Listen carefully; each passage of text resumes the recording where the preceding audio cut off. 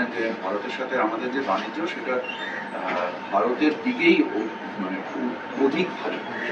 তো আমরা নিশ্চয়ই আমাদের এই অবস্থানগুলোকে সঠিকভাবে তুলে ধরবো এবং আশা করি আমরা আমাদের এই সমস্যার সমাধান করব। আমাদের এখানে খুব বেশি যে আসবাবপত্র যায় তা না।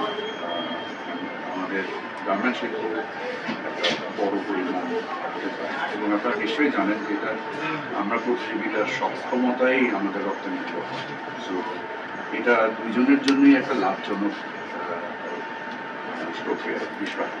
সো নিশ্চয়ই আমরা মনে করি যে আমাদের যে ভারত নিজেও একটা টেক্সটাইল বা বস্ত্র শিল্প একটা সমৃদ্ধ দেশ, তারপরেও যখন আমাদের দেশ থেকে এই রপ্তানিগুলো হয় তা আমাদের প্রতিযোগিতা সক্ষমতার উপরে ভিত্তি করি।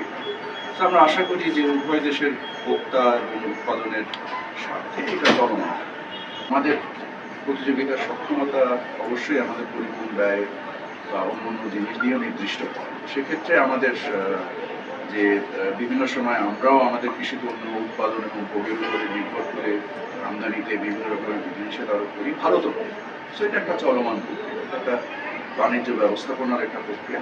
এই বাণিজ্য ব্যবস্থাপনার প্রক্রিয়াতে আমরা কাজ করছি এবং আমরা আশা করি যে যদি বিষয়ে কোনো সমস্যা তৈরি হয় আমরা আলোচনা